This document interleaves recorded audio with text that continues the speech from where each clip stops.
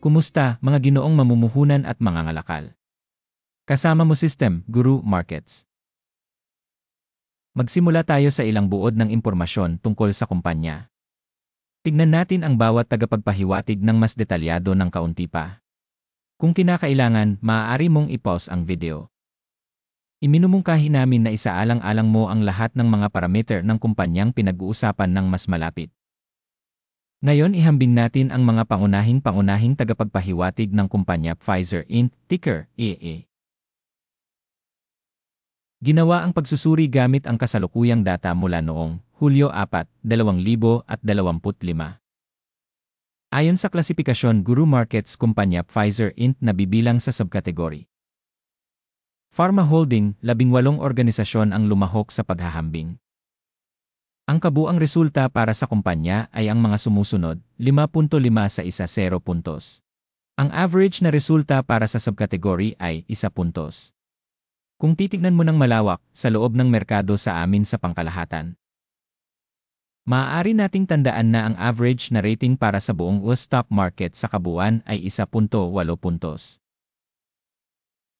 Laban sa score na 5.5 para sa Pfizer Inc. Sa pamamagitan ng paghahambing ng paggalaw ng presyo ng stock ng kumpanya Pfizer Inc. at pagbabahagi ng subkategory, nakikita natin na mahigit 12 buwan ang mga pagbabahagi Pfizer Inc. nagpakita ng pagbabago ng -1.01%.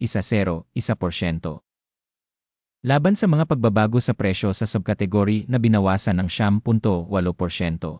Market capitalization ng kumpanya Pfizer Inc. nagkakahalaga ng $144.23 bilyon. Ang market capitalization ng subkategory ay $2,653 bilyon. Ang halaga ng libro ng kumpanya ay $89.78 bilyon. At ang capitalization ng subkategory ay $451 bilyong. Sa pamamagitan ng paghahambing ng shares ng market at balance capitalization, makikita natin ang mga sumusunod. Ibahagi Pfizer Inc. sa subkategory sa kaso ng market capitalization assessment ay 5.436%. Ang book value ay 11.880%. Pagtatasa ng bahagi ng organisasyon sa merkado at halaga ng libro ng subkategory, mabuti 1 puntos. Ang mga obligasyon sa utang ng organisasyon ay umaabot sa $61.24 bilyon. Ang utang sa halaga ng libro ay 69% ng equity. Rating ng utang ng kumpanya, passable, 0 puntos. Ang market price to profit ratio ng kumpanya ay 18.3. Na may average para sa subkategory na 28.3. Pagsusuri ng presyo sa merkado ng kumpanya sa ratio ng tubo kumpara sa mga kumpanya sa subkategory, mabuti 1 punto. Ang tubo sa huling 12 buwan ay $7,864 milyon. Ang mga pasulong na kita para sa susunod na 12 buwan ay pansamantalang tinatantya sa $17,554 milyon. Pagtatasa ng inaasahang mga tagapagpahiwatig ng kita sa hinaharap kumpara sa mga kumpanya sa subkategory, mabuti 1 puntos. Ang ratio ng presyo sa kita ng kumpanya ay 2.3. Ang average sa subkategory ay 4.3. Pagsusuri ng halaga ng stock market sa ratio ng kita kumpara sa mga tagapagpahiwatig ng mga kumpanya sa subkategory, mabuti 0.5 puntos. Ang kita sa huling 12 buwan ay $62,440 milyon. Ang hinaharap na kita para sa susunod na 12 buwan ay inaasahang magiging $96.9 bilyon. Pagtatasa ng inaasahang tagapagpahiwatig ng benta sa hinaharap kumpara sa mga tagapagpahiwatig ng mga kumpanya sa subkategory, mabuti 1 puntos. Ang margin ng benta ay 12.6%, na may average na 15% sa subkategory. Pagtatasa ng kakayahang kumita kumpara sa mga tagapagpahiwatig sa subkategory, passable, 0 puntos. Ang bahagi ng kumpanya sa mga tuntunin ng mga tauhan sa subkategory ay 9.15%. Ito ay 68% higit sa bahagi ng market capitalization. Ang halaga ng kapital bawat empleyado ng kumpanya ay $1,781,000.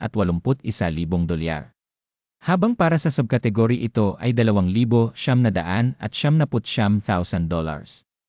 Pagtatasa ng dami ng kapital bawat empleyado kumpara sa mga tagapagpahiwatig ng mga kumpanya sa subkategory, mabuti, 0.5 puntos. Ang halaga ng tubo sa bawat empleyado ay $77,100. Average sa subkategory, $105,800. Pagsusuri ng kita sa bawat empleyado kumpara sa mga tagapagpahiwatig sa subkategory, passable, 0 puntos. Ang mga benta ng kumpanya sa bawat empleyado ay $771,000. Subkategory, $705,000. Dami ng benta bawat empleyado kumpara sa mga kumpanya sa subkategory, mabuti, 0.5 puntos. Ang bilang ng mga pagbabahagi na pinaikling ay 1.9%, kumpara sa average para sa subkategory na 1%. Tagapagpahiwatig RE14 na nagpapakita ng antas na 69% para sa kumpanya Pfizer Inc. Samantalang para sa subkategory ang antas na ito ay humigit kumulang 52%. Ang aktual na pagtatasa ng stock ng kumpanya ay nasa $25.3. Ang pagtatantya ng presyo ng pinagkasunduan para sa mga pagbabahagi ng kumpanya ay nasa paligid ng $28.12. Tingnan natin ang talahanayan ng mga order na magagamit ng lahat. Ang link dito ay nasa nakapin na komento. Ang talahanayan ng pagkakasunod-sunod ay naglalaman ng ganap na lahat ng mga desisyon na naunang ginawa ngayong season ng sistema ng pagsusuri ng Sangguniang Guru Markets. Ang pag-access sa talahanayan ng order ay ganap na libre at bukas, link sa nakapin na komento. Batay sa mga resulta ng pagtatasa ng stock Pfizer Inc. Sistema ng impormasyon at Sangguniang Guru Markets, isang desisyon ang ginawa.